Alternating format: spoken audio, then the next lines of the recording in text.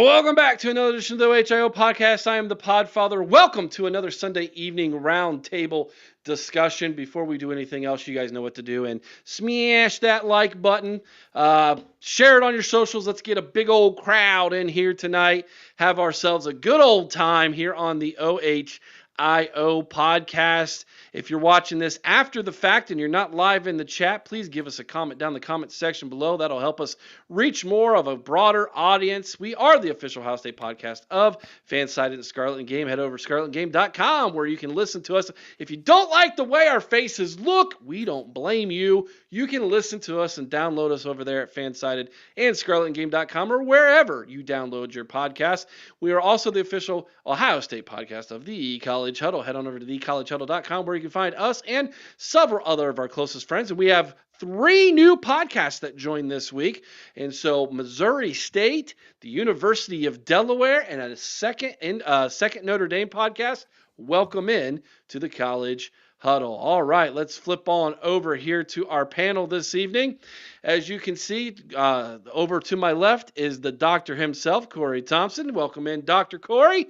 Below me is the Wild Man, Chris Wilds, and our special guest this evening is Clinton Boring from the Inside the Pylon Podcast. He is a Buckeye fan. He is an OU grad, and we learned tonight he is also a doctor. So, Chris, we're out. It's doctors versus patients tonight, and I think the psych ward is going to be full here. So, welcome in, Lunatic Fringe. Clinton, welcome to the OHIO podcast, buddy. Thank you guys for having me. It's a joy to be here. When you contacted me on Twitter, I was so excited to be able to let my Buckeye fandom out a little bit on our podcast over at Inside the Pylon. I try to keep it as mellow as I can be. I did, to my buddy's slight dismay, after we beat Notre Dame in the national championship, I came on in Ohio State gear to celebrate our first show afterwards. But I'm excited to be here. I appreciate you guys having me, and I'm looking forward to chatting with you guys. Tell everybody where they can find Inside the Pylon Podcast. It's a great show, by the way. Yeah, thank you guys. So you can find us on any of your preferred podcast platforms. Just search Inside the Pylon, Midwest College Football Podcast. We are active on your socials, Twitter or X, and then Instagram. Just search ITPCFB. And then you can find our visual or our video form if you'd like to see our smiling faces. Search us on YouTube, ITPCFB. Awesome. In the chat tonight, we've got Aaron, Lunatic Fringe, Maddie Butcher from over there across the pond there in Australia. Lunatic Fringe is with us tonight. Brian NY is with us. The Amish Podfather is with us tonight. Welcome in. That name cracks me up every time. Andre Green, Colton Weaver is with us tonight. Good to have all of you. Emily, good to see you tonight. She's dropping some Buckeyes there in the chat. All right, guys, let's dive right into tonight's topic. Topic numero uno this evening. Let's just not waste any time. Let's get right into it. Has Ryan Day, I got to set this up properly. Has Ryan Day changed the narrative that you have to be an Ohio guy to win at Ohio State? Every previous national championship winning coach at Ohio State was from Ohio. He's the first one to win the Natty, not being born or a former Buckeye. So, has Ryan Day officially changed that narrative? Dr. Cory, you get to go first this evening. Oh, good. I'll be honest with you, I've never bought into the narrative ever. Because if you look at coaching in college and the pros, if you'll indulge me for just a second, let me give you some names. Paul Brown, Woody Hayes, Jim Tressel, Bob Stoops, Les Miles, John Gruden, Bo Schembechler, Don Shula, Chuck Noll, Eric Parsegian, Urban Meyer, Jim Harbaugh, Mike Vrabel, Matt Campbell. Lou Holtz was raised in Ohio. Gary Moeller, Dick LeBeau, the defensive coordinator of the Cowboys, Matt Beerfullis, or however you say his name, Dom Capers, just to name a few. I think it's a matter of, if you hire a guy born in Ohio, you're likely to get a pretty good coach, because it's pretty insane the names that are there. I've never bought into the idea that you needed an Ohio guy. You just need a great coach. I think it's just kind of coincidental as far as like it's been Ohio guys since, but also remember college football was extremely regional for a very, very, very long time. So it was easier to get a guy with Ohio roots who knew the lay of the land and things like that. But things are so national now, things are smaller now. I just don't think the narrative has never been as strong as what many in the Ohio State faithful have claimed. Okay, interesting take. Clint, I'm going to go to you next, man. Uh, or are you going to side with your fellow doctor here, or are Jeez. you, Let's or not are you, demean the real doctor. what's your take on this, big guy? Let's go Dr. Squared here. I'm going to go with yes, he has changed the narrative. And I'm going to kind of spin it to the side. Kind of what we heard through our podcast is it's so much people complaining about the losses to Michigan, right? Now we're sitting at 4 straight. He's not the right coach. And because he didn't grow up in the rivalry, he's not from Ohio. He doesn't understand how intense and how much it matters. Like guys like Urban, for instance, did, who came through, and then Jim Tressel, and it just meant everything to them. And somehow this narrative, through losses, of course, came across that Day doesn't get it. But one of the podcasts I've followed for a couple years now is the Podcast Daily, and Jeremy Birmingham and Austin Ward, time and time again, having been in the Woody, have said how intense Ryan Day is and how competitive he is. One of the most competitive people they've ever met, including Urban Meyer. I think Day just might be able to contain or parse out some of that competitiveness to have a real life on the other side. But I think he squashed it. I mean, he goes out, wins a natty after the loss to the Michigan. I don't think, it certainly helps to grow up in Ohio, right? You get the narrative, you know it. But I don't think you have to be born here to fully understand it. He worked under Urban. Coach before that, he worked under Chip Kelly. He understands the premise of big games, big environments. You look at what he's done. He's won time and time again against Big Ten foes.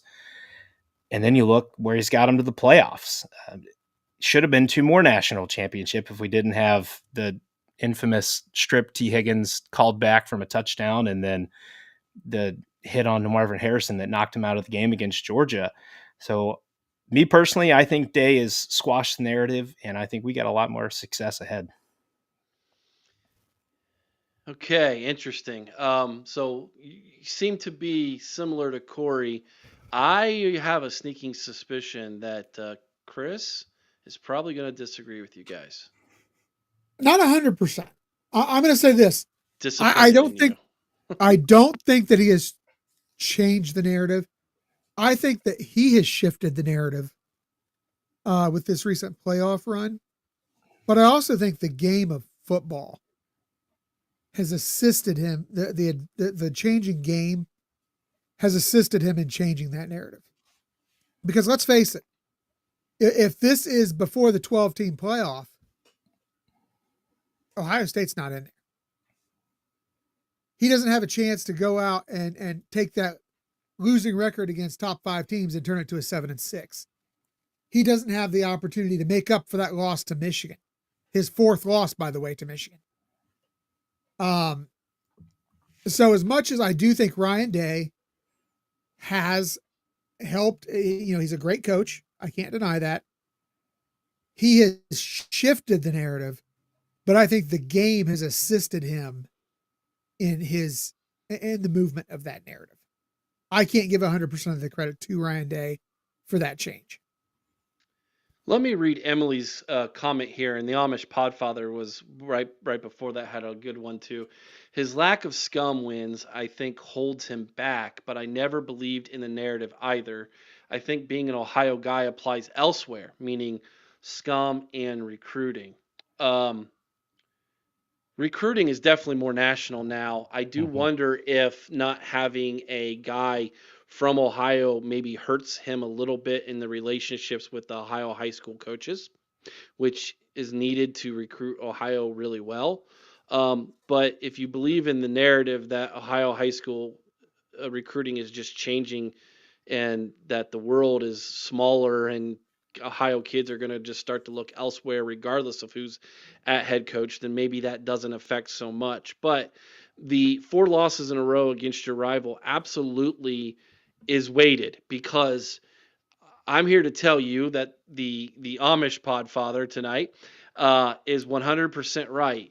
He goes up into Ann Arbor in November and loses a fifth straight, then I think you're going to hear a lot of people, especially on the old X, start saying things like he can't win that game because it doesn't mean as much to him because he's not an Ohio guy. Do you agree or disagree with that, Cory? Oh, there'll be people who always say that. They're going to cling to that forever. I mean, never mind the actual history of the scum game, which is ebbed and flowed back and forth. I mean, what Tressel and Meyer did had nothing to do with the fact they were Ohio. I mean, it did. They were passionate about the game, but that's an anomaly what they pulled off. If you look at the record over time, even Woody struggled with Bo Schembechler. I mean, so it's like we're never going to see. I'm not going to say never, but we probably won't see another like 18, 17-3 type run against that team up north ever again. That doesn't mean he should never win, but I just think it's like almost like the universe correcting itself a little bit with these losses. I do agree, though. He needs to start winning that game for sure. It doesn't have the weight on the season that it used to have, but obviously with an Ohio and the rivalry, it's always going to be numero uno with that program. So he does need to win it, but at the same time, even if people say next year if he loses the game, he can't win it, well, then get used to it because he's not going anywhere. He's not getting fired. So I just think he gets it. It's just a matter of it's in his head right now. Okay. Do you want to respond to that, Clinton? I'm just going to kind of pitch something out there that Ryan and I talked about on our show. Is there something to it that, and there's never an excuse to lose to Michigan, I know, or the team up north, or scum, whatever we want to call them, the cheaters, for instance. The teams that Day has went against have been a little bit tougher, I feel like, than what Meyer went against. And that's not to knock anything that Urban Meyer did, but look at those teams. And we were still in the 4-team playoff era when Urban was here.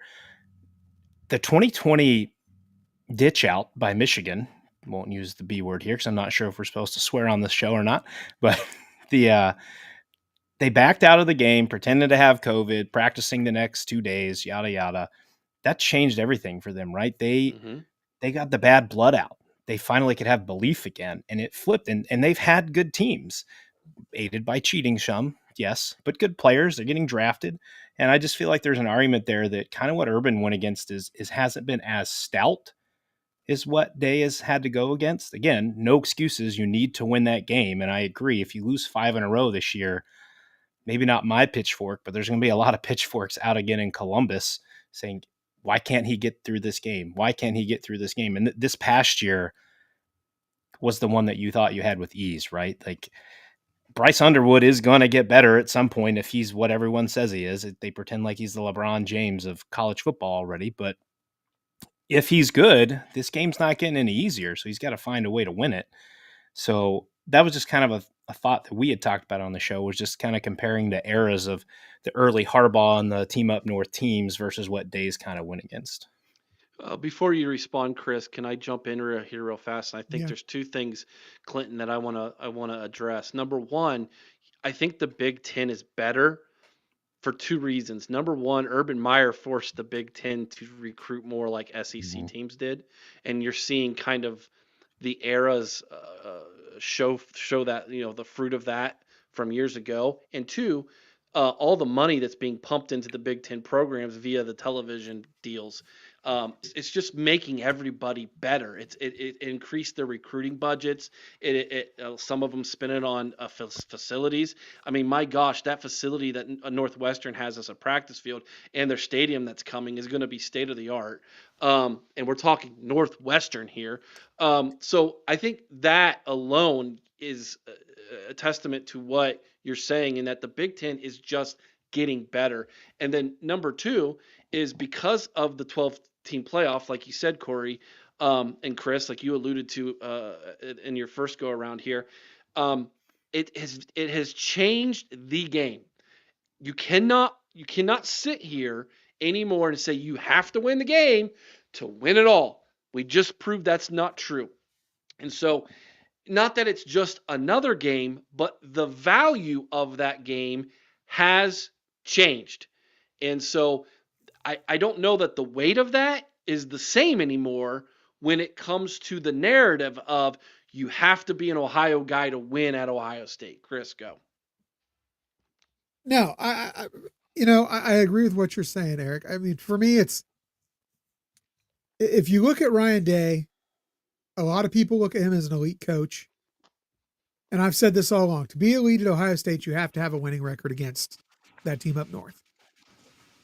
But at the same time, you can't deny that, like I said, he's shifted that narrative. I mean, he's one of only 2 coaches since before Woody Hayes to have a losing record versus that team up north. It's him and John Cooper. And the reason that Cooper was ran out of town and Ryan Day isn't is the fact that he won that national title this year. You look at Urban. Yes. I do believe there is something there as far as did Urban, did Tress, did Woody, did Earl, did these guys understand the rivalry more? I do believe they probably did. Did they want it more? They probably did. But at the same time, they played in an era where they had to have it.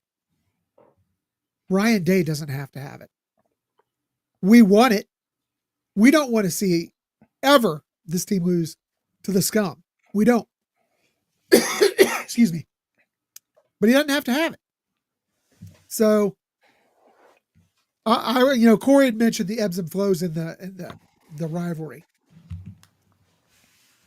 We're 39-30, I think, since 1950, with a couple ties thrown in. And you hear them talk about how they own the rivalry. Well, since 1950, they do not own the rivalry.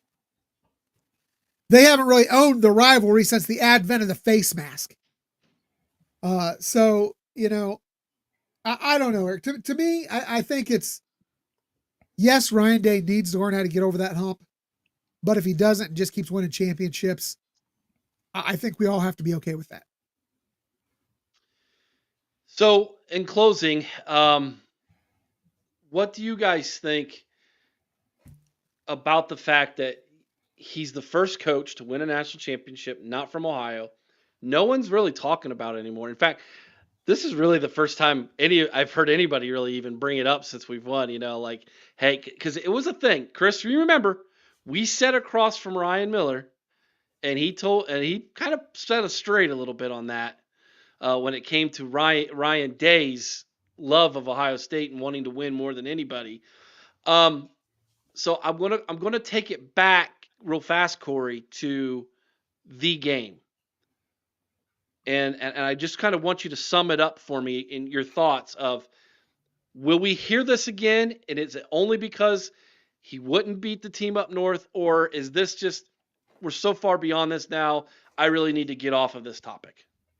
No, it's always going to be a topic at Ohio State.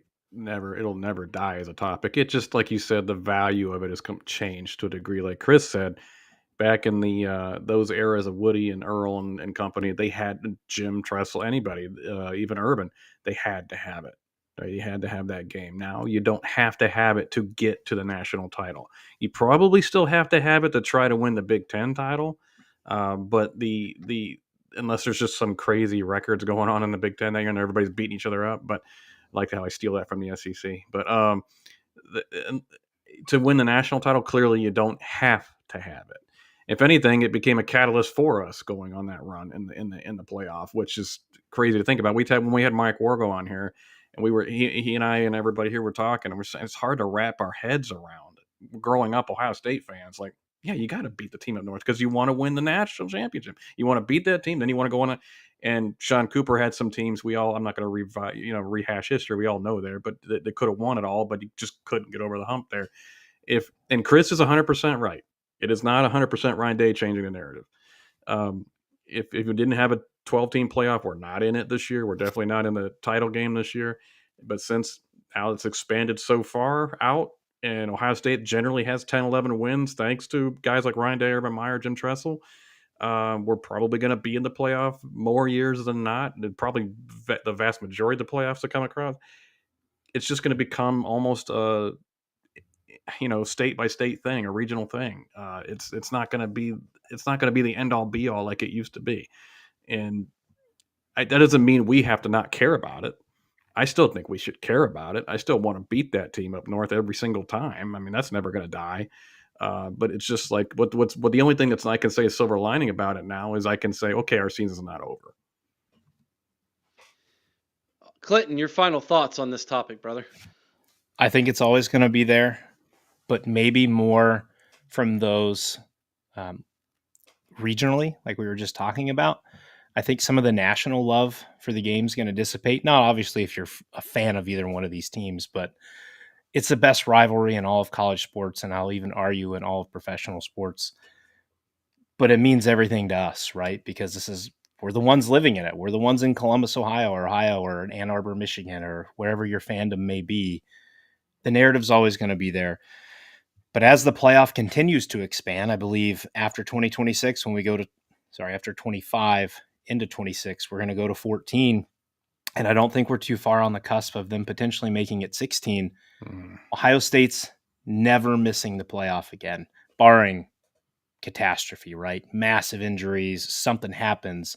If they're sitting at 9-3 in a 16-team playoff, they're in. They're never going to miss it. So it's hard to swallow. I can tell you, sitting there this past year watching Ohio State, Michigan, I thought everything was done. I was like, how does this team rebound from this game? It means everything. I am a fan, feel like I just played 4 quarters and then got pepper sprayed. This was horrible. Like, my wife took the kids out for a while so that I could sit there for an hour and just chill. But it still means everything. Maybe a little more just regionally than it does on the national scale, but it doesn't mean the end of our season. We still have a chance to go play for everything they want, that being a natty. Now, hopefully, if they lose to the team up north in the future, we can still fight it out for a Big Ten championship, because I'm tired of driving to Indy and watching other teams play. But I don't think it doesn't erase everything. It'll still always be there, though. That might have been the single greatest explanation of how I felt. Well done. Well done. Chris, your final thoughts, my man, on this topic. I mean, what's to be said that hasn't been said? I mean, the fact is, the game's changing. As an Ohio State fan, I'm never going to accept a loss to the scum. I'm just not. I think for Ryan Day to be elite as an Ohio State coach, he has to have a winning record versus the scum. Does that mean he's not going to be successful? No, obviously we just saw that he can be successful without beating them. But I'm sorry, I can't put this guy in our upper echelon until he has a winning record versus these guys. It's just me. It's just how I am. It's how I was raised. But you know, the narrative of college football has changed, and you know, moving forward, it's the game we're in, guys. We are an NFL light at this point. Mm-hmm. And we're,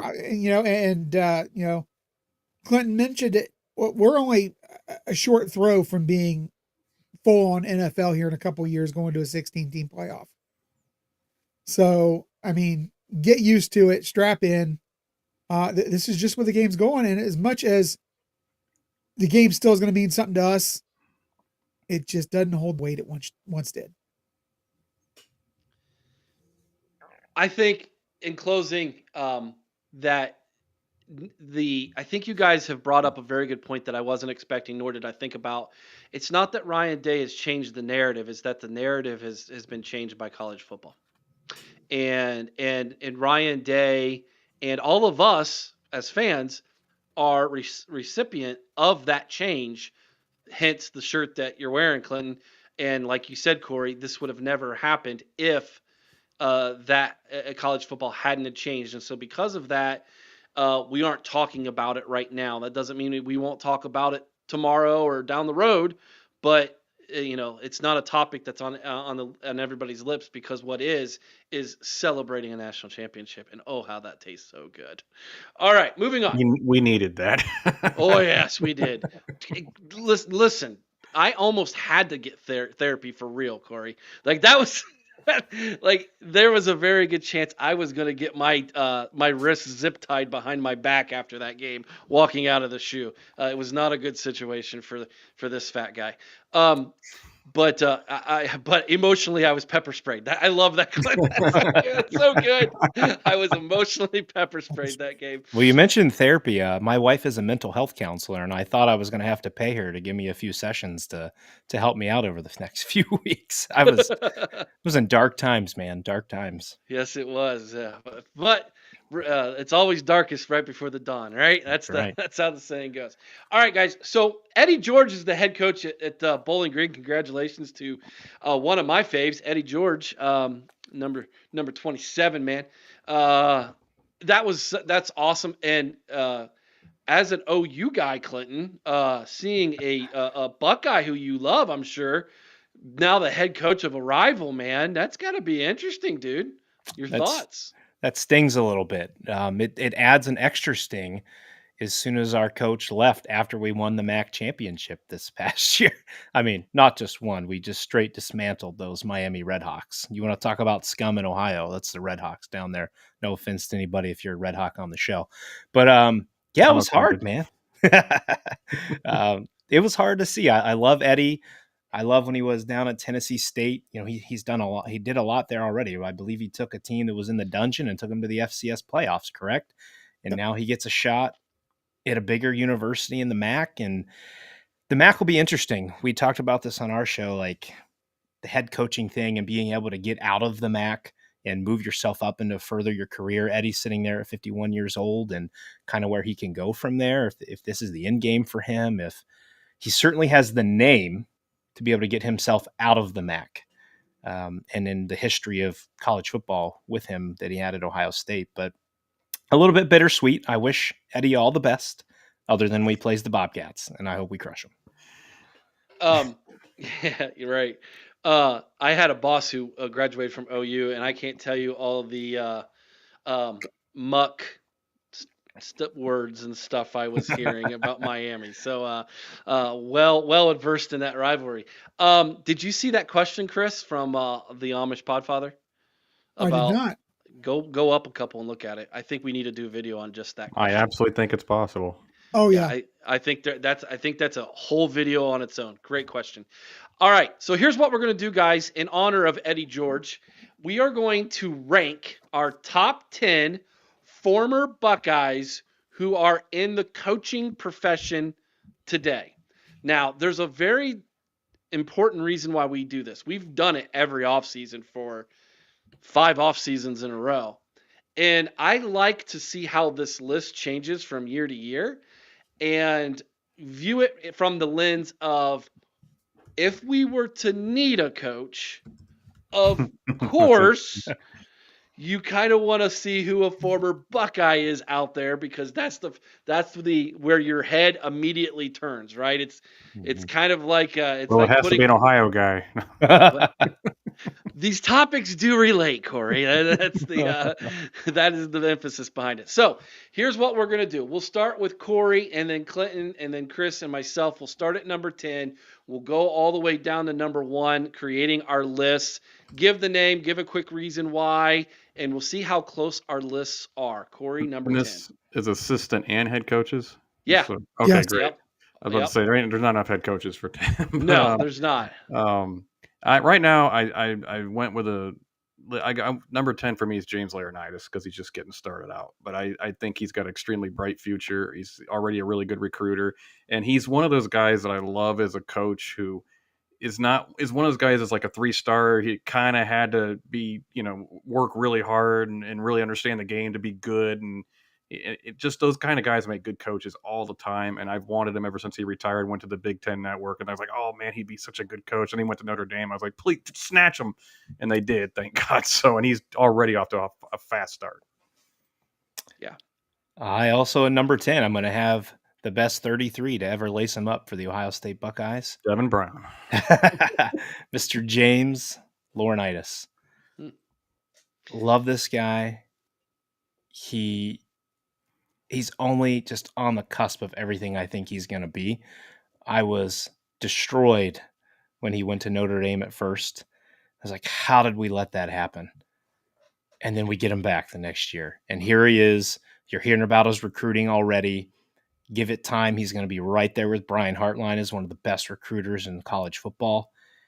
and just the way he played the game, obviously in a different era of college football, but that is a leader of men. And if you need more guys in the locker room to tell you everything about the game and how much it means, James Laurinaitis is that guy. And I think we got our future defensive coordinator, to be quite honest, guys, on here. I agree with that. What you got there, Cory?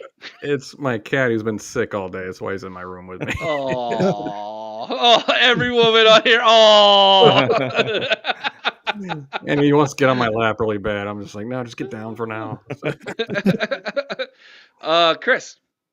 Well, Eric, I like James Laurinaitis too much to put him at number 10. So, I went with one just for you, Eric. I had to bring this one out just for you. Oh, let me guess what you're going to say. At number 10, JT Barrett.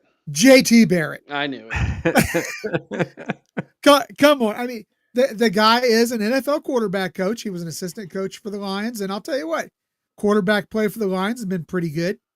Mm-hmm. We're going to see how good he is this year with Ben Johnson brought him over for a reason. Yeah. We're going to see how good he is this year with Caleb Williams and the mess that is the Chicago Bears. But I got confidence. I think he's a smart guy. I think he's got a lot of potential in the coaching world. So I got JT at a 10.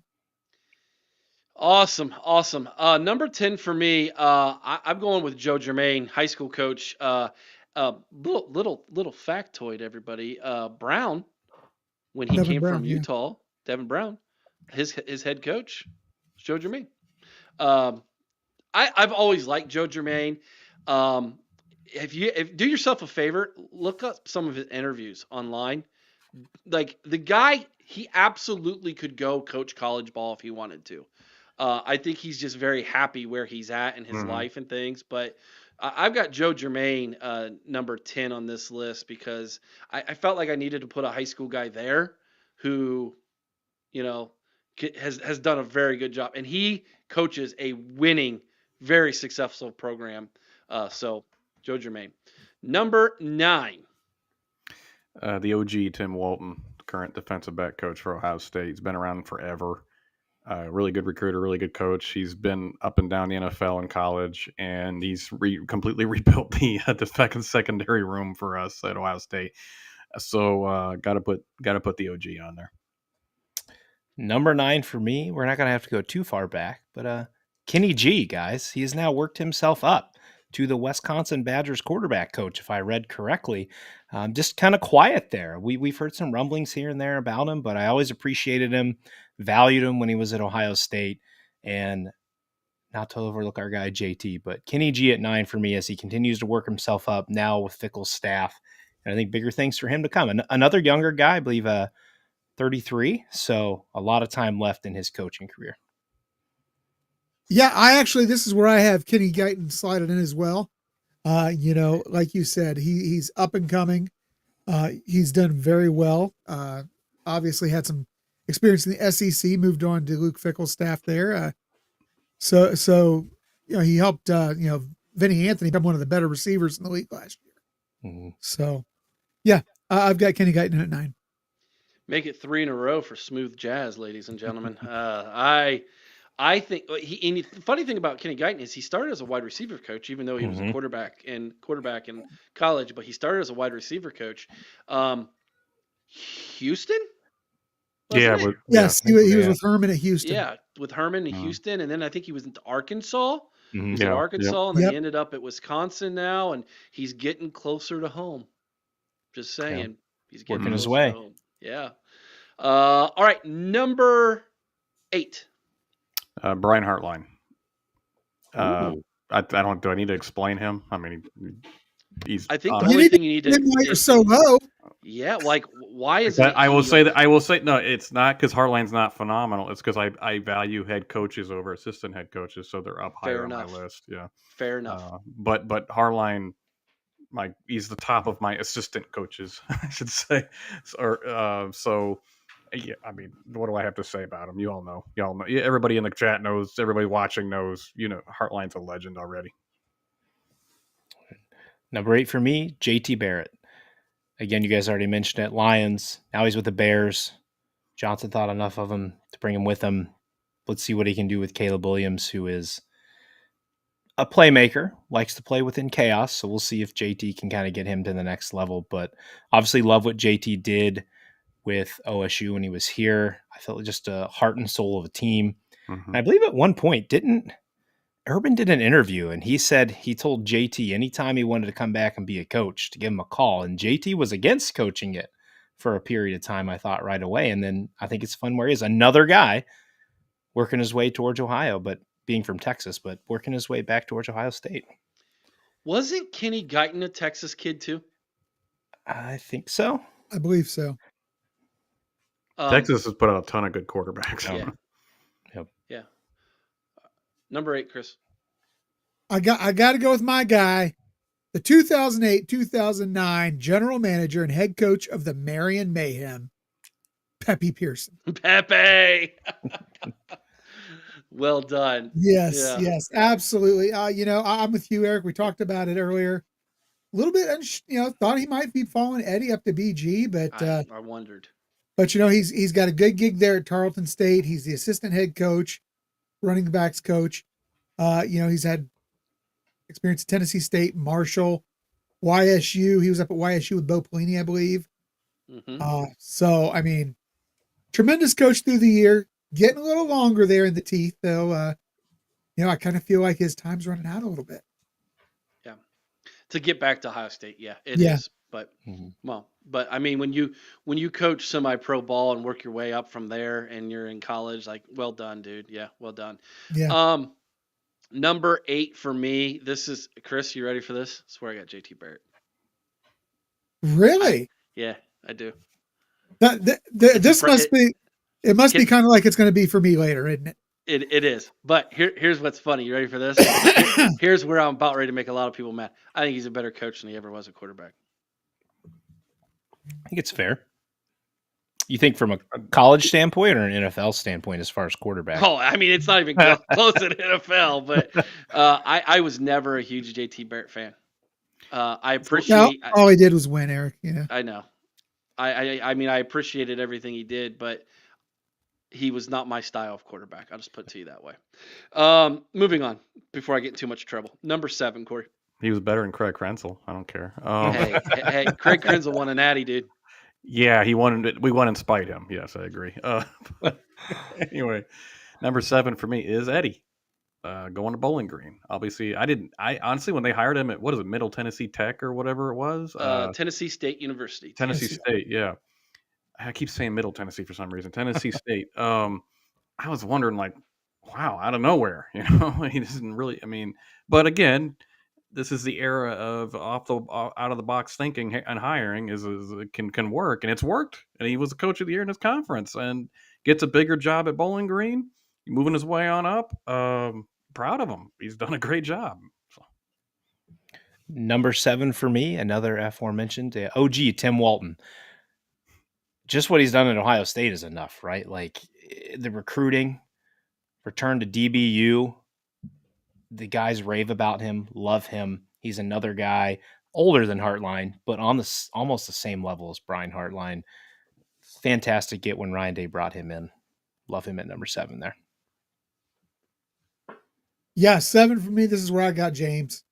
I really think he's up and coming. He's going to be tremendous. Maybe doesn't have the years behind him or the experience that Pepe has, but you know what? I just see so much potential in what he's doing at Ohio State. I think he's going to be a great one. He's just not there yet. Number 7 for me. This is where I've got James Laurinaitis. I think he is fast approaching, coming up, and I think he's kind of following the Brian Hartline blueprint here. Could be a future defensive coordinator here really quick. I think they're grooming him for that, actually. Yeah, I think so. So we number 6 now, or? Yep. Number 6. Right. Glenn Mason. Oh. Is he still coaching? No, but he was a coach. I didn't know it had to be the current coach. Yeah, it's active coach. I was wondering what was going on, who he had up there. He had a pretty successful career at Kansas, which is very easy to do, as we've seen. And then, of course, parlayed it into he was almost a head coach at Georgia, by the way. He just couldn't do it because of a divorce he went through. Little factoid there, but because they were going to hire him based on that 10-2 year with Kansas, but then he goes to Minnesota and he's okay. But a lot of people thought he was going to be the pick instead of Jim Tressel. Thank God he wasn't, but it's still. So just so everybody isn't confused, I only picked current guys. Me too. I believe my next one is current from what I read up on.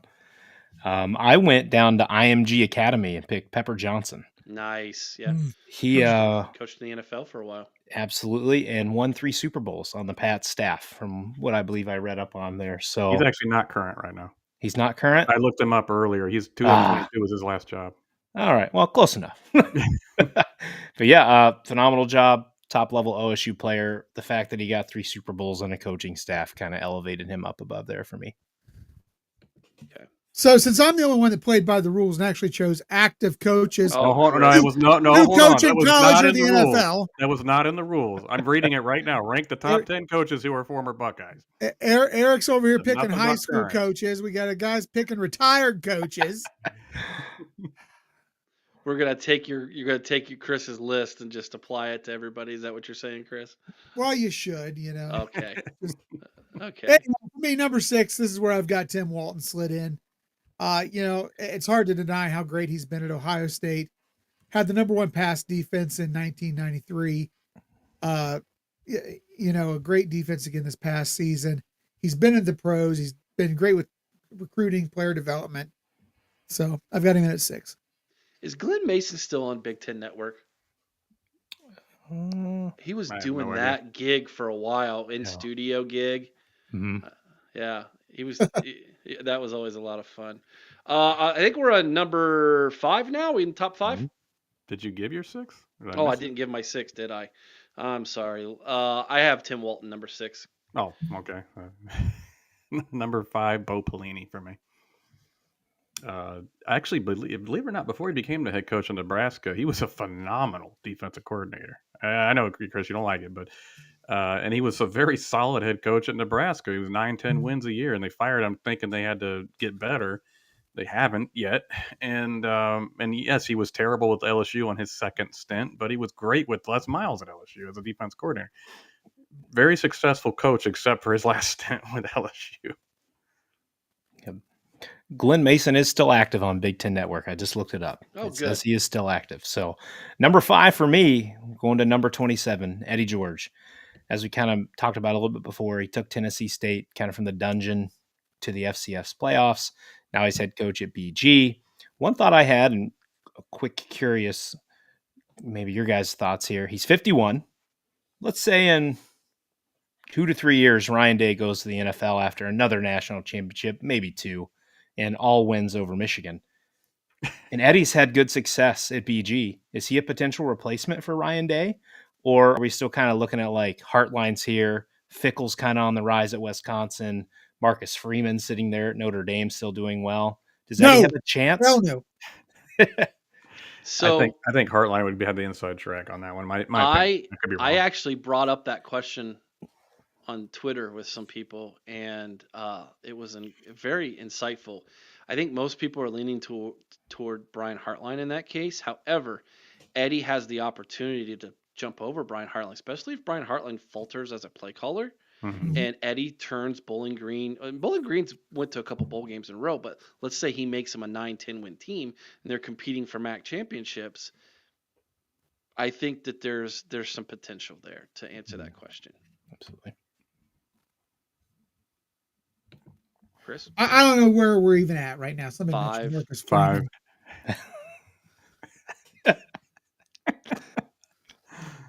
All right. Here's where I've got Brian Hartline. I mean, you can't deny the guy's success so far. Probably the best recruiter in all college football. Definitely one of the best player development guys in all college football. What, 4 drafts in a row where he's had at least one guy picked in the top, first round. That's pretty good. I got Hartline in at number 5. Number 5 for me. This is where I got Luke Fickell. Luke Fickell used to be number 1 on my list for quite a few years. And the shine has definitely worn off on Fick over there in Madison, Wisconsin. And I don't think it's going to get any easier for Luke. I was shocked they gave him a 1-year extension over there. I don't know if you guys have seen Wisconsin's schedule this year. Brutal. It is tough. Oh my gosh. You thought last year was tough. I mean, this year's even more. And gosh, guys, I don't know. Like, I like Fick. I've always kind of wanted Fick to return to Columbus at some point. I mean, he's a Buckeye. He bleeds scarlet and gray, man. This one's a tough one for me, but I got 4 guys ahead of him on this list. I just do. How dare you? Number 4, Cory. Number 4 is Chris's favorite coach, Marcus Freeman.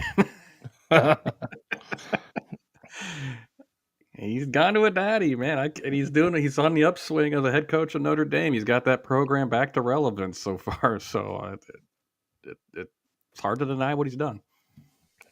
Number 4 for me, Luke Fickell.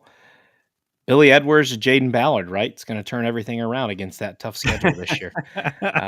You guys mentioned it. We've already briefly talked about it on our show. It is brutal. Their month of October is exceptionally brutal. I believe Ohio State, Oregon, Iowa, and I'm missing a 4th team in there. You got to go to Bama.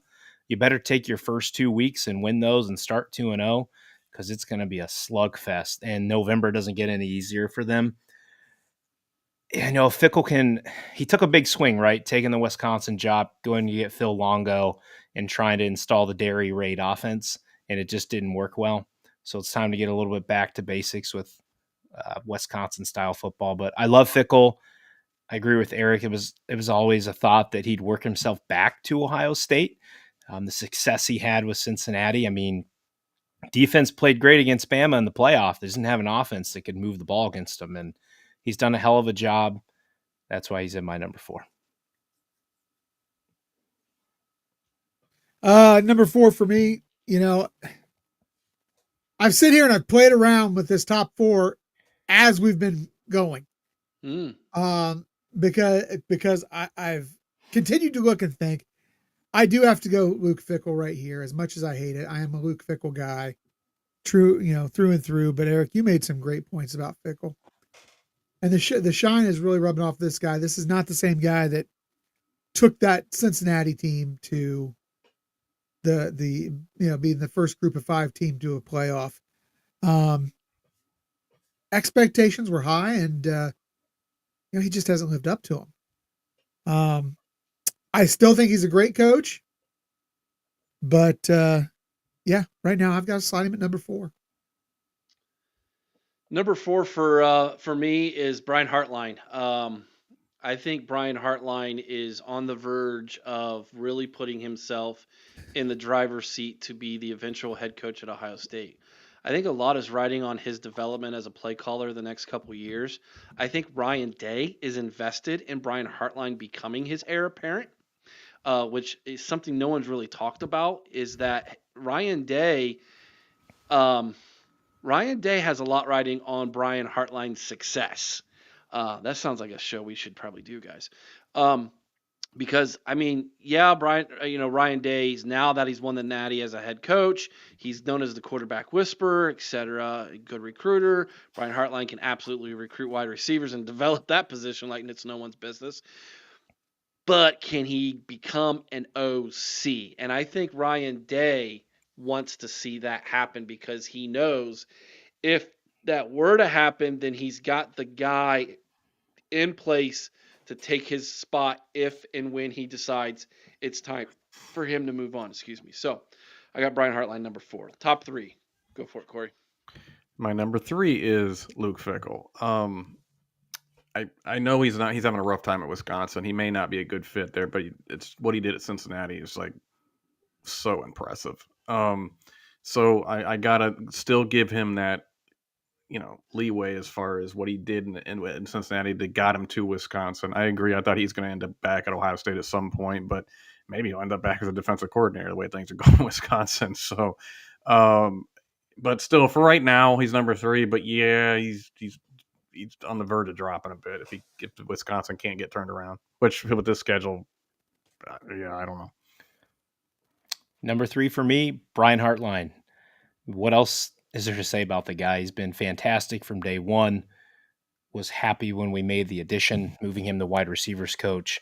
Continues to put guys in the NFL at an unprecedented clip.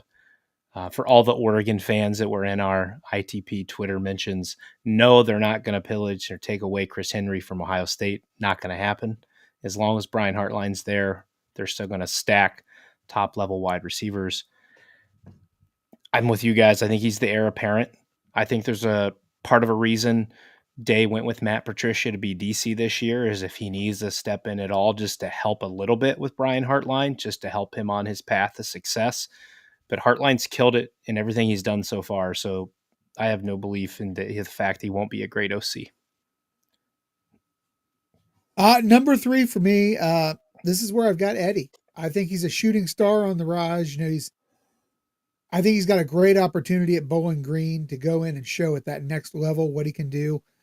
He took that Tennessee State team and, like Clinton mentioned earlier, he took that team and took it from in the dumps to the FCS playoffs. Is Eddie George a guy who could maybe take Bowling Green and slide him into that group of 5 spot in the playoffs? Maybe. I think he's definitely got a great opportunity up there. So I've got him in at 3. Yeah, Eddie George, number 3. I think that this is where he's moved up this list for me, man. And the hire at Bowling Green really impressed me. I thought his introductory press conference was fantastic. I really did. I think he hit a home run there. So I got a microscope on him as an Ohio State fan. And like I said in the show, I kind of became a Bowling Green fan a little bit because I love Eddie George. So I'm rooting for his success. Number 2, Cory. Number 2 is Earl Bruce for me. He had obviously he's a Hall of Fame coach. He's not in the Mount Rushmore of Ohio State, but he was a very, very, very good coach for Ohio State in the 80s. Obviously, you all know the history there. Took over for Woody, obviously, and had a winning record against that team up north, I believe, if I recall correctly. And I love the fact that he won his last game and got carried off the field. I'll never get, I won't say remember it because I didn't see it when I was a kid, but I've seen it on clips, obviously. So for me right now, I don't know if he has any ability to move up, obviously, but Earl Bruce is my number 2. Number 2 for me, Marcus, sometimes known as Macus Freeman on our show since he has trouble with Mac schools. He's excelled everywhere he's been, right? Like he started with OSU as a GA. He went to Purdue. He went to Kent State, UC linebacker coach, UC DC, Notre Dame DC, and then Notre Dame believed him enough, and so did the players, to give him the head coach spot. He got himself in a national championship. They're losing a lot, but they lost a lot last year with injuries. I don't think it's out of the question that he might be Ohio State's head coach someday. I know Chris may not like that, but if he's a talent and if they can get this quarterback thing figured out this year, probably likely CJ Carr over Angeli, and he's back in the Final Four of the playoff and a natty again, how long can Notre Dame hold on to him from potentially, I don't know, are they in the stratosphere of Georgia and Bama if something like that disappears? Is he a Midwest guy that stays there because of his family, and then when Ohio State comes open, he's interviewing for that job? He's shaking his head at me. I need to talk to numbers 3 through 10 on this list right now because I really need y'all to step up. I'm about to have to throw up in my mouth. Oh my gosh. Is this happening? Is this happening? As much as I don't want to admit it, at number 2, based upon just strictly the numbers and the recent performance, I have got to give the number 2 spot to a man who cannot count to 11. Thank God it was a top 10 list. I have to put Marcus Freeman in at number 2 at the moment. And I'm telling you, it makes me sick to my stomach. But make no mistake about it, he will never, ever be the head coach at Ohio State because he's a backstabbing piece of trash.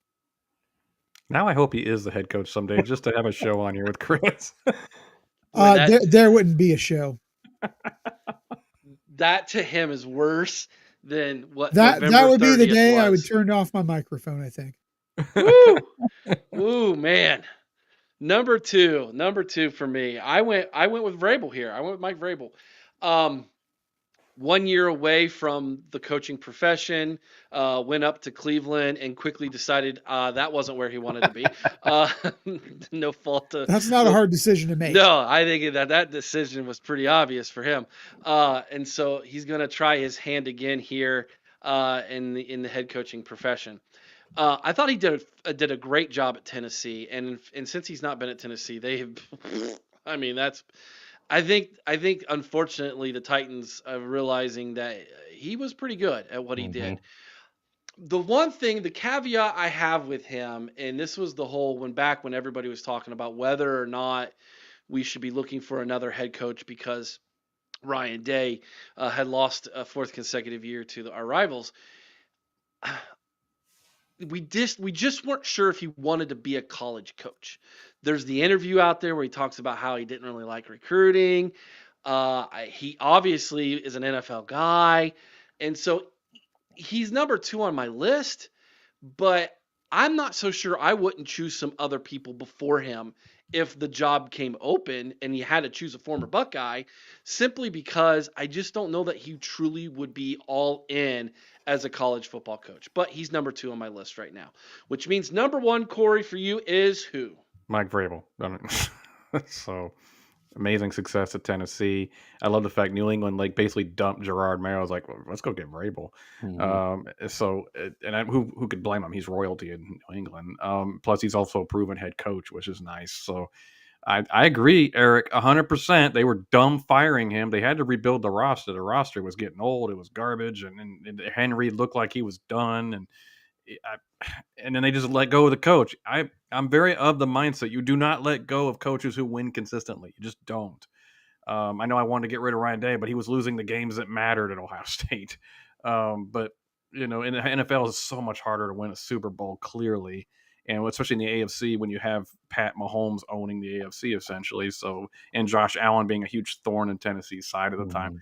So I just look at it and say, man, he had Tennessee contending for AFC championship appearances. What have they been otherwise? So I weigh NFL head coaching success above all else. So that's why I put him at number 1. Hey, don't also forget Joe Burrow and Evan McPherson were also a thorn in Vrabel's side. Give the Bengals a shout out here. Number 1 for me is Mike Vrabel. The only person I've seen get out of Cleveland faster was Russell Wilson after his interview last Thursday. And I don't get it. Deshaun, offered to take him out for a night on the town. That's right. Well, they brought in Kenny Pickett because Deshaun was really attracted to those small hands. You know how Christian Russell is. Deshaun's like, hey, listen, I know that there's this great masseuse place. You're gonna love it. All right. Looks like I'm going to Pittsburgh again or something. Yeah. So Vrabel's number 1 for me. Obviously, at his time at Ohio State, DC Texans head coach Titans did a great job there. I didn't buy the Mayo hype stuff in New England, even when they hired him last year. That seemed like a job that was meant for Vrabel if he wanted to come back and take it. I'm kind of in the in-between on him. As you guys mentioned, there was a lot of talk that we brought up as well about Vrabel potentially replacing Ryan Day. He seems like a guy that would be great in the CEO role, but would his coaching style and the intensity that he has, very kind of urban-esque, right? If not more, how would that go in today's world? We know one wrong word, one wrong thing, and it's all over social media. And how does that apply at the college level versus the NFL guys? I think he'd be a great CEO. I don't know where it would be else for Ohio State as far as the recruiting. You got to be able to recruit. I certainly think he'd get the backing from NIL. I mean, to have Vrabel there, I think people be willing to put up some money if and when how that changes in the near future. But Vrabel, number 1 for me. I think he's been a fantastic success story. Yeah, this is where I've got Vrabel as well. I mean, 6 seasons, 3 playoff appearances, an AFC championship game appearance, 2021 coach of the year. The accolades are there, and I'm a Vrabes guy. I love the defense, the defensive intensity that goes along with his teams. And I'm with Clinton. I think he'd be great in the CEO role, but it would concern me a little. Is he going to just, tick off the wrong player and they're going to jump in the portal? Because that's what players do now, is they cry and jump in the portal when they don't get their way. Yep. So, the more I've thought about it, as much as I was Vrabel's biggest fan, his biggest cheerleader to get him in there the day after the Michigan game. But what's been said has made a lot of sense. Mm-hmm. I don't know that today's college football is the place for Mike Vrabel. But he's still better than Marcus Freeman. Number 1, Marcus Freeman. Well, that's the end of the show, everybody. Listen. And Eric and Chris never spoke again. I think Marcus Freeman is at the same stage Ryan Day was in as a learning head coach 3 years ago. Don't forget Ryan Day in 2019. Was it 2019? I think it was 2019 when we played Bama and got embarrassed, right? No, it's 20. 2020. Okay, perfect. Thank you. 2020.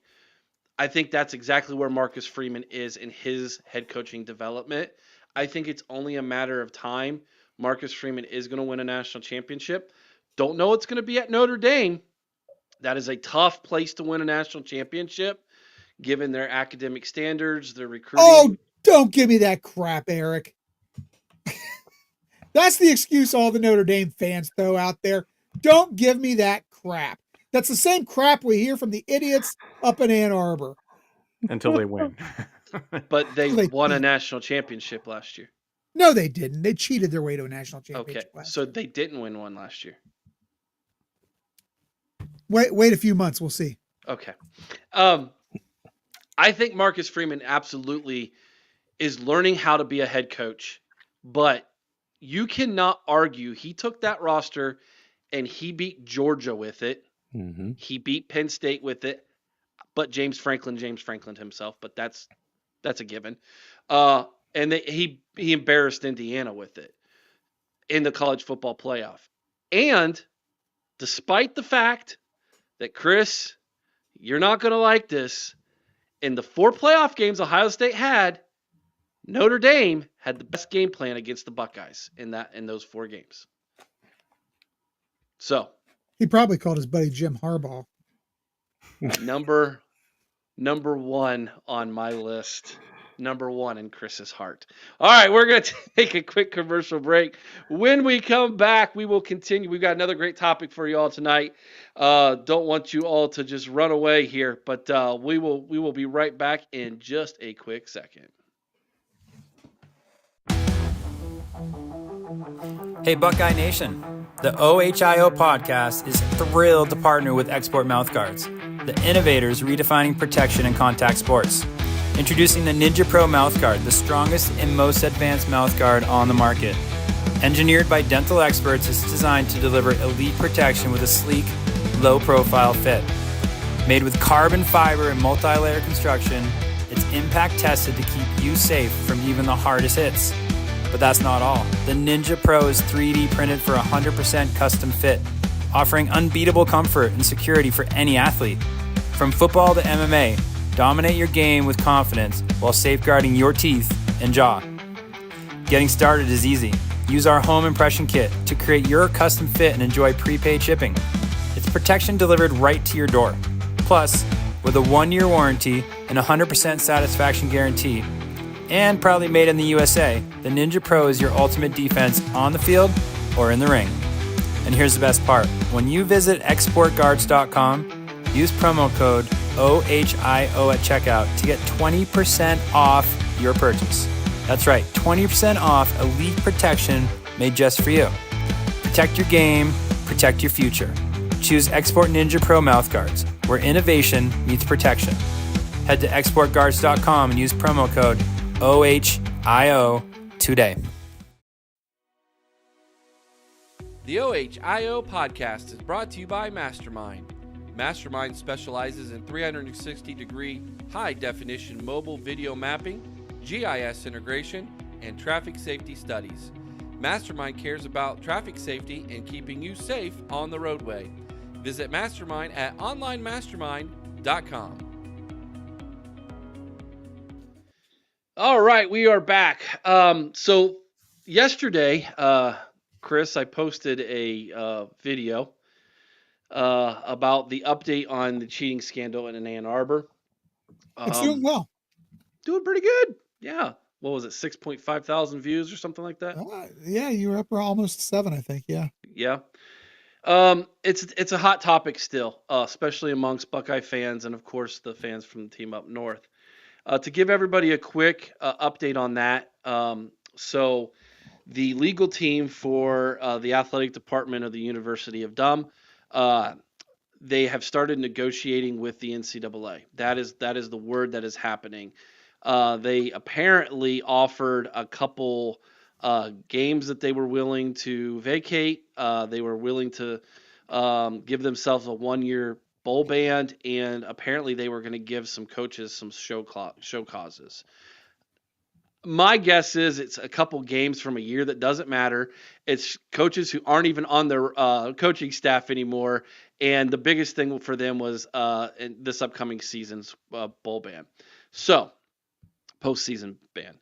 That being said, I want to get your guys' feelings on this with the caveat of, you know, where I was all standing on this thing. I still kind of feel this way, that this thing's going to get dragged out in the courts, and the way that happens, I just have very little faith in the NCAA. But has this news changed your perspective at all on possible punishment, Cory? No, I have no trust in the NCAA at all.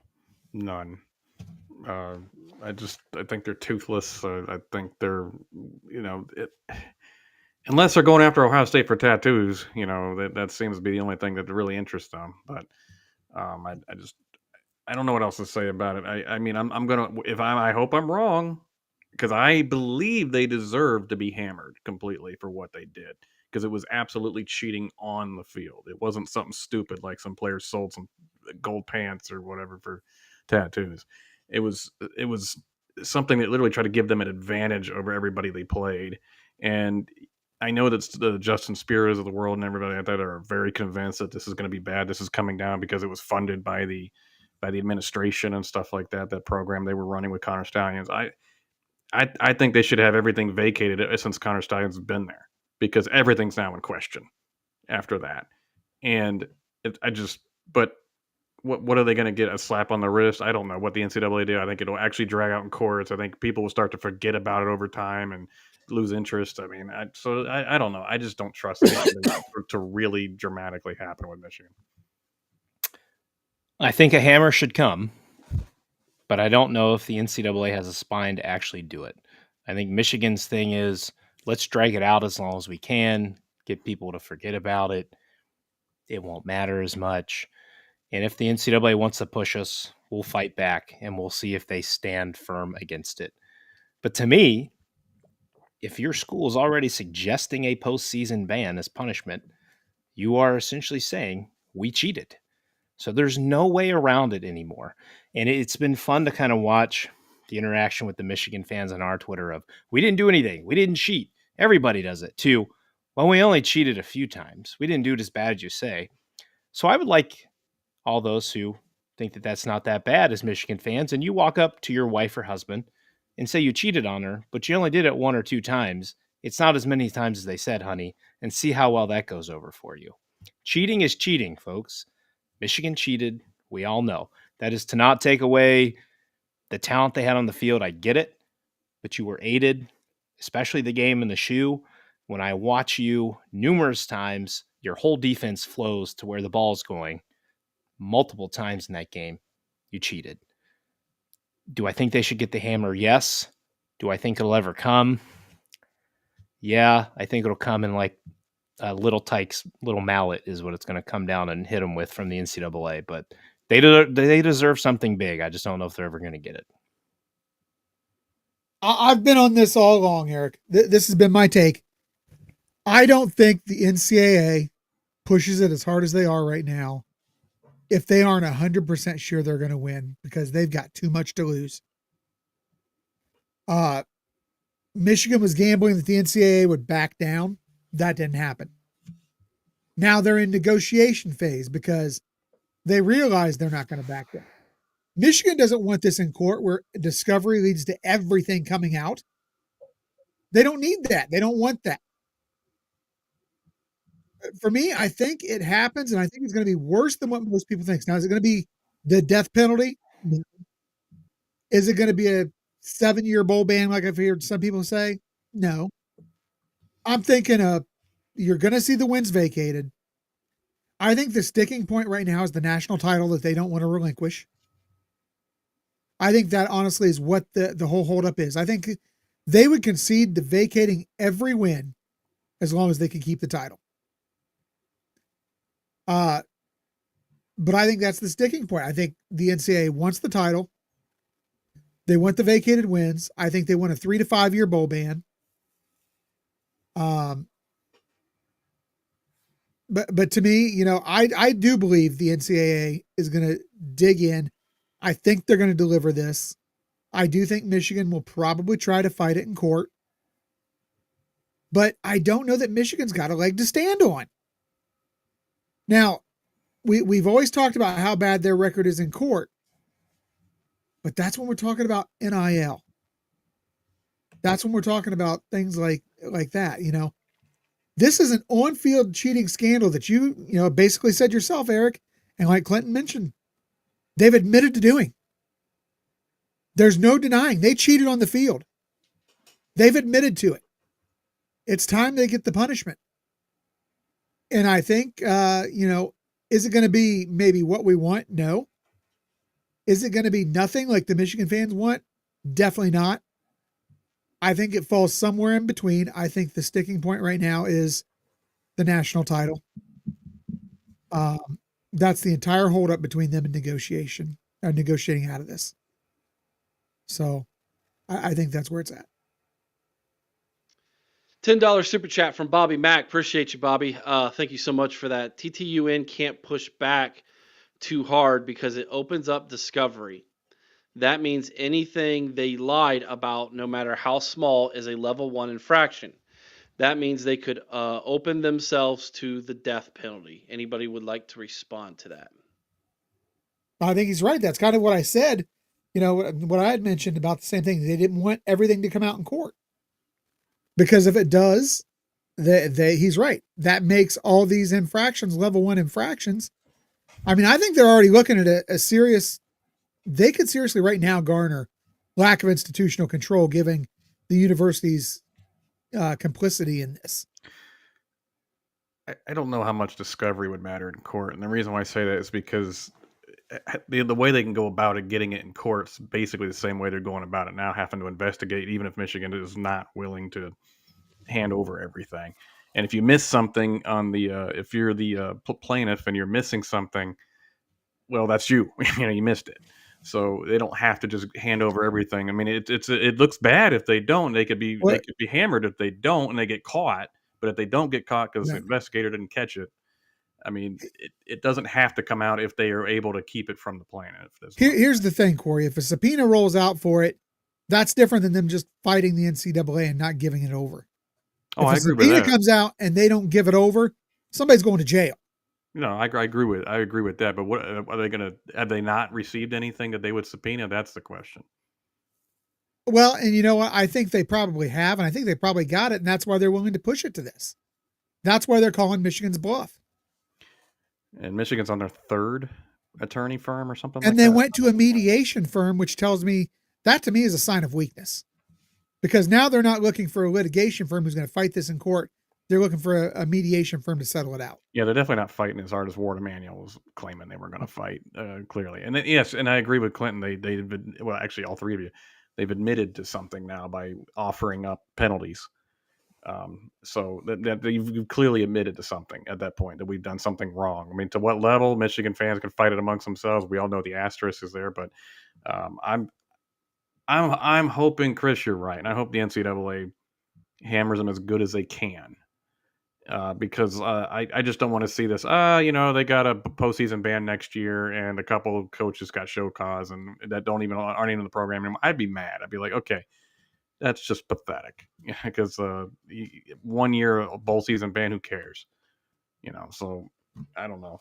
I think this is unprecedented of a cheating scandal in college football history. I'm just like, well, everybody's cheated to some level or another. People have, but this is specifically against the bylaws and the rules, and you were caught doing it, and it's pretty obvious you were caught doing it to the point where you have to say, "Well, I didn't know he was doing it."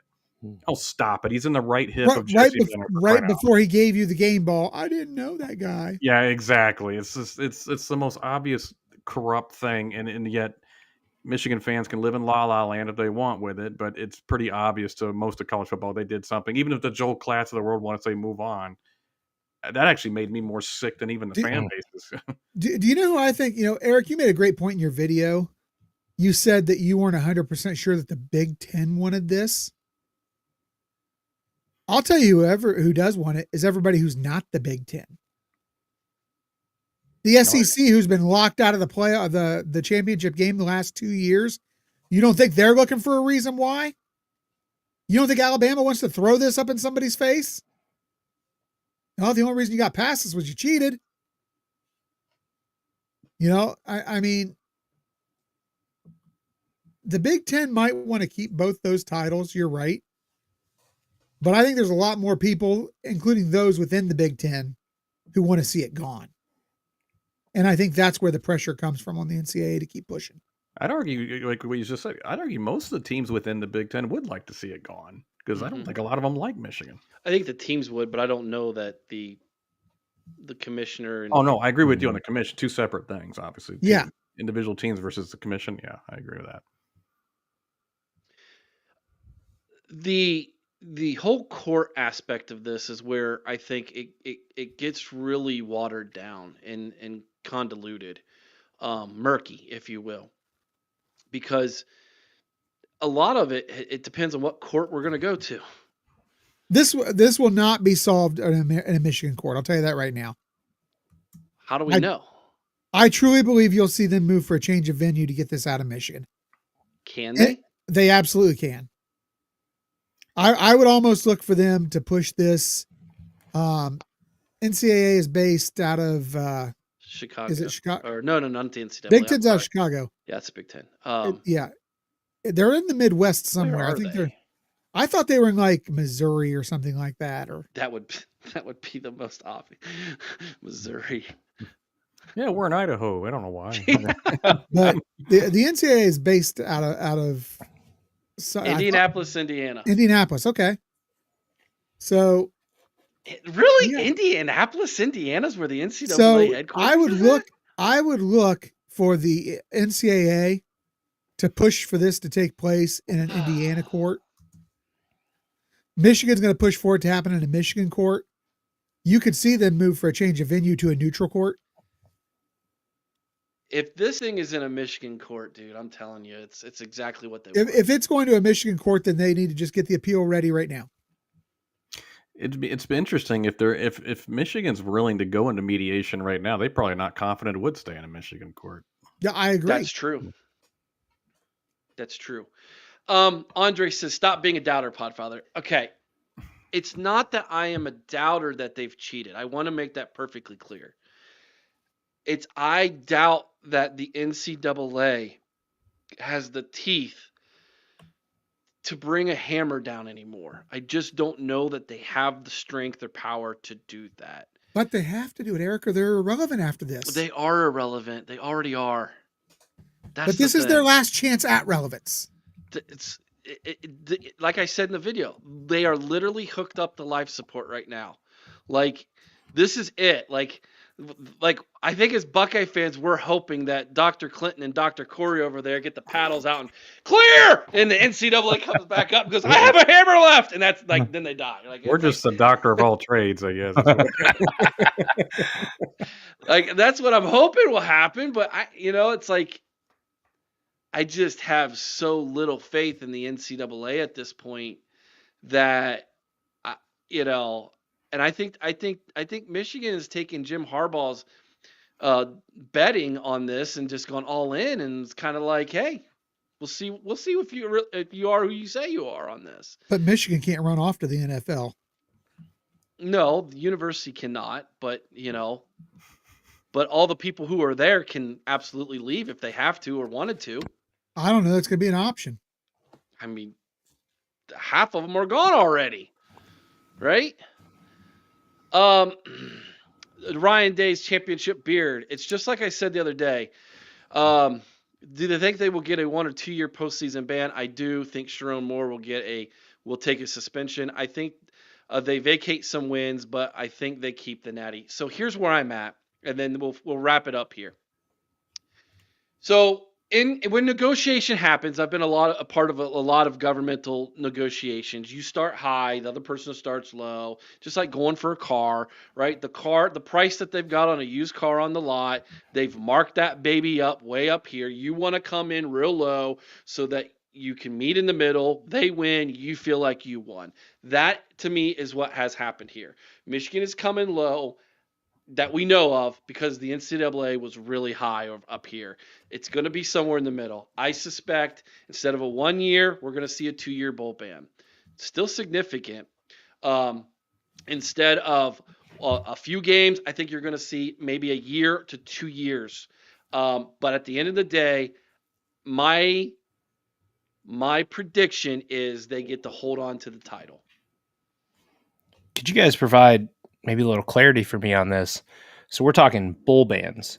So what I read initially, and this could be wrong, the playoff committee is separate from the bowls. So let's say Michigan went 11-1. The playoff committee would then have to choose to leave them out of the playoff. They could still go play in the playoff. Now, for your regular technically bowls, be playing in bowls, like we played in the Rose Bowl, the Cotton Bowl. So it used to be that way when we had the 4 team because they weren't necessarily playing in the bowl. Yeah, they were. Well, they were, but they the weren't. First rounds. Yeah, I guess that's so. True. It's my understanding that the college playoff committee will adhere to the NCAA's punishment. Is the understanding that I've heard. So it's even though I'm saying bowl bans, what I'm actually should have said is a postseason ban. Yeah, certainly. For clarification's sake. So gosh, Eric, confusing. So how great would that be if Warden Manuel had to be the one to take away the title? Is he? I don't think he's on the playoff committee. Is he on the playoff committee? I think he's one and done. I think he's off already. But to get back to where I'm at, so again, I think it's going to be 2 year postseason ban. I think they're going to do away with 1 full season of games, and I think Sharon Moore is going to get a 1 year ban. That's my prediction. Cory, go. It's a good statement by Ryan Day's championship beard here. Big Ten titles too. I do think they could vacate those. Some of those. I don't think they'll do it in the year they won the title necessarily because Connor was gone by game 4 or something along those lines. I wonder if that'll be enough for the NCAA to say, fine, you went several games, you won them without them. Or if they say, no, this thing infiltrated the entire system. It was bigger than Connor at some point. You made him your scapegoat, but it was bigger than him at some point. That'll be interesting to see that difference they make there. I agree they're probably going to end up keeping the title. I think but what the good thing, silver lining with that is everybody will know. If they do vacate, like you said, Eric, a couple seasons, you can't claim, but we're the national championship. Yeah, we all know how you did it. So it'll be forever tainted. The most tainted title since their half title with Nebraska, to be honest. So that's I think it'll be enough. If Eric, what you said happens, it'll be enough to be satisfied with. My fear is they come in with okay, so I'm going to increase checking. I mean, realistically satisfied with. I mean, that's how I look at it. I would love for everything to go away. It should go away, but it's probably not going to. So I could at least look at it and say, okay, they did hammer him pretty hard. If you get rid of a couple seasons worth of wins and then do a couple postseason bans and suspensions and things like that, say, man, you did hammer him pretty good. So at least I'll like feel like something was given because NCAA is just like they better have a pretty darn big hammer. I don't know if they're strong enough to even swing it. So I think you get to a point where you're going to get that postseason ban, 1, 2, 3 years, whatever it is. But I think maybe where you could hit them the most, and we'll see if the NCAA will push to that, is scholarship reduction. take away 5-10 scholarships a year in the world of an NIL importance, taking away their ability for the next 5 years to be able to have a certain number of players that they can recruit each season. I think that could also have an impact. At the end of the day, 1 to 2 year postseason ban. I think Sharon Moore is going to somehow weasel his way to stay in and not get suspended and stay at the head of the helm. Michigan's going to try to have something there of a semblance of a leader that keeps them going here. And that's about all we get out of it. Bobby Mack's $5 holler real quick, Chris, before you jump in. I think they get 2-year bowl ban, lose 30 scholarships, vacate 3 seasons of regular season games, vacate Big Ten championships. Jeez, that would be a hammer. Yeah, that would be huge. That's Thor's hammer. Does the scholarships thing? Does the scholarships things not really matter as much with NIL since you can just pay the players anyway? Yeah, here's the thing: they need to come up with a system where you can penalize a team's NIL. Mm-hmm. Yeah. That's where you'll have an effect. If you find a way to penalize them and limit their NIL dollars that they're allowed to use, that's where you'll have an effect. That's where the NCAA could get its teeth back right there. I actually agree a lot with what Bobby Mack says. I do think that they need to take that national title. I think that that's an ill-gotten title. I think that it's fruit of the poisonous tree. It's that simple. It's fruit of the poisonous tree. You wouldn't have been there without cheating, so you have no right to keep the title. I don't care if you played legit for the last 3 or 4 games. You wouldn't have been there without cheating, so it needs to go away. Will it? I don't know. I don't know. I think what Bobby Mack throws out there is probably a very legitimate possibility. But for me, Cory talked about being satisfied. I'm not satisfied as long as they have that ill-gotten title. That's it. Bryce Underwood, best walk-on quarterback ever. Bruce Underwear, as we've come to call him around here. Isn't that right, Eric? Bruce Underwear? Bruce Underwear. If they get a multi-year postseason ban, and we thought Vrabel left Cleveland fast, that boy will be back down to Baton Rouge before you can blink an eye. Let him go. He's a loudmouth punk anyhow. Oh, no, he went there for his love of Michigan. Don't you guys know? It wasn't the $13 million. Yeah. Nobody. Let me just say this. I hate Notre Dame. They are the worst thing walking the face of the earth, but at least they're not Michigan. Michigan has no redeeming quality. My question with the national championship goes back to the other day. Do they have the consent or the control from the CFP to take that away? It's their championship. They don't have to recognize it, Eric. The NCAA can say we no longer recognize it. And so I've been holding on this for a while. I've been wanting to do a video. I might still do a video. I'm going to give Ross Bjork some advice here in closing. Ross Bjork, as the athletic director to the school who is that team's rival, actually holds a lot of cards here if he wanted to. If I'm Ross Bjork, I hold a press conference. Actually, I call the NCAA and say, here's my demands. If I don't get my demands, I'm holding a press conference, and here's what I'm going to say. If the NCAA does not vacate wins, postseason, at least a 1-year postseason ban, and removal of that trophy, then the NCAA, we are adding everything back that you took from us back in 2011, 2010, whatever it was. We're putting it all back because obviously you have no control. And since you have no control, then guess what? All those wins, Jim Tressel, all of that is coming our way. And oh, by the way, NCAA, we'll see you in court because you withheld a lot of money from us that could have been won in those years. And now we want back pay. Including that national championship that we took that ban for. I think if he went and did it, if he went to that level, I think a lot of people would view it as him kind of whining, but I think it would put a lot of pressure on the NCAA. And then I think a lot of other schools would be like, you know what? Yeah, that's right. Because you gotta compare this thing apples to apples here. And that's part of the problem about the NCAA. And one of the reasons why I have such an issue with them is there's never been any consistency from them when it comes to punishment. My entire lifetime, zero consistency. So if I'm Ross Bjork, I put some pressure on the NCAA to say, you guys are not going to like what I'm about to do, because I'm the athletic director of the most powerful university that is a member institute of your organization. And if you don't hold them to the same standard you held this university, then there's going to be hell to pay. That's what I would do if I was Ross Bjork. Any of your guys' thoughts? Last thoughts? I'm questioning Ross at the moment, so I'm not sure he would. Is he anything more than a fundraiser? So he's great at it, though.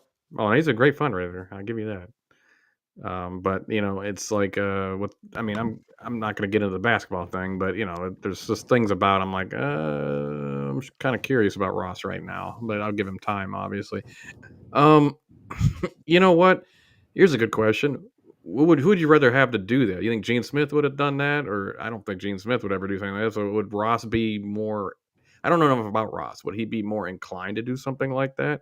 I think Andy Geiger might back in the day, but I don't know. I just don't know. It seems like everybody wants to play political correctness now instead of like kind of use Ohio State's leverage. Like you said, Eric, they don't seem to understand, or maybe they probably understand it, but they just like, no, let's have the perception of the university be the main priority here rather than putting pressure on the NCAA. Because you're right, we got unfairly, like somebody put it, I forgot who it was in the chat, we got unfairly waxed over something really, really stupid. And nowadays, look, Reggie Bush got his Heisman back. Why can't we get some of this stuff back? Bingo. I agree. I would like to see it push back a little bit to get our 2011, 2010 stuff back, but I'm kind of on the Bjork train of not sure how he would respond at this point since he's so new to us. But I know one thing. Move on from Jake Diebler. I know this is football, but I don't know if I can do another year too. No, you need to give him 1 year. You got to give him one more year. No faith, lack of faith. Well, I have it, but damn, it just stings. But you know what? Does. To get us through the offseason, we're national champions of college football. Right. So what if I told you that Jake actually overachieved this year with this roster? I think it's possible. My worry is what leaves off this roster from this year. That's Thornton going to transfer? Like he's went a hard 4 years for this team, or 3 years, whatever he's at now, 3. And then does he want to go somewhere else if he doesn't see the light at the end of the tunnel? We funneled, from what I've read at least, I don't know how much truth there is to it, a fair amount of NIL money for Bradshaw, who got 4 rebounds in 4 games. That's been Felix Akpara is on Tennessee, who's potentially going to make an Elite 8 run this year. I don't know. I wonder if when you had a guy like Dusty May there, potentially you had, why am I blanking on his name? Calipari calling to ask. Rick Pitino's available, potentially out there for the right price. I don't know. I would have offered Jay Wright $10 million and made him say no. I don't know. I do agree with Clinton here that we got to stop being a program that lets people learn on the fly. Yeah, that this is not the place to do it. I think Diebler, he might be a great coach, but Ohio State, as we all know, mainly football, but also basketball, it's a tough place to have your first job, man. Like it's a tough fan base. We all expect the best, and even we expect national championships in football. But as a fan of basketball, you should be in the NCAA tournament pretty much every year. Every year. 100%. I don't care if you're a 13 seed. You should be in the damn tournament every single year. And the football team has made more playoff appearances than we've made NCAA tournament appearances in the last, 5, 6, 8 years or something like that. And it's just, I'm riding high on the natty. I'm enjoying it, and I'm always a football guy first. But dang, it would be nice to root for my team in March Madness. So that's my last piece with Bjork. We'll see where he goes. He certainly wants to make a lot of changes with the stadium, make it more of an SEC-type environment in the interviews we've had to hear from him. So I'm happy with him for now. I would love, though, if we could get those 2011 wins back. That would be nice. So I actually like Ross Bjork. I think he's a guy who could be the one to go to the mat. But you know what? I think what nobody's mentioned is if Ross Bjork needs a little guidance, we have a daggone warrior who is the head of this university, a Top Gun pilot and president of this university. This guy knows how to strategize. He knows how to go out there and exert, his will upon someone. I have no doubt. Yeah, he's an alpha male. No doubt. So, you know what? Ted Carter, this is our call out to you. Get with Ross Bjork, and the two of you guys show the NCAA just who they're messing with. This is one of the elite programs in college football, and there's not many that have had the sustained excellence that Ohio State has had. Mm-hmm. It's time you use that. If could you imagine if all the Big Ten athletic directors got together and all agreed that they wouldn't play Michigan in any sports unless they were? See, I think that'd be a great move. Like there's a lot of power you can pull if you wanted to, and there are several programs out there who would be like, heck yeah, Rutgers, they were the first one to jump on this thing. Purdue, they were incredibly upset about it. Michigan State's going to be like, heck yeah, Ohio State, yeah, we will. Like I think there would be a ton of Big Ten schools who would put some major pressure on some very important people to be like, look, we're not playing this anymore.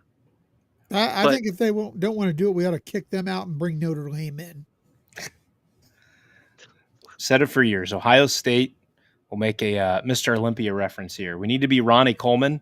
We need to flex our muscle and use it. They have power. Stop being afraid of using it. Yeah. Maybe fun conversation, everybody. We can get Ryan Day's brother on the line, and maybe he could work. He already is, Cory. It's all because of him.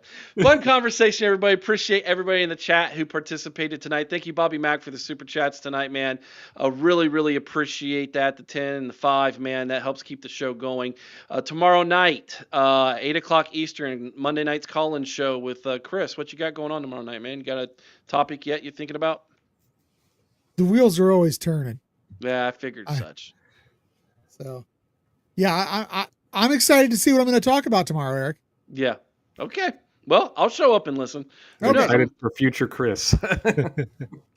Yeah. I'll show up and listen, see what's going on. So tomorrow night, 8 o'clock Eastern is a call-in show. Clint, tell everybody about Inside the Pylon, where they can find you. So you guys, again, you can find us on Twitter, Instagram, ITPCFB. If you want to catch our live shows, we are live tomorrow night, 9 p.m. Eastern time. We will be talking Big Ten coaching hot seats, and we have a little bit of quarterback categories, so trying to talk about get into that spring talk here. But again, you can find us live on our YouTubes Monday and Thursday nights starting next week. We'll be back to twice a week, and then you can also find us on any of your preferred podcast platforms. Just search Inside the Pylon Midwest College Football Podcast.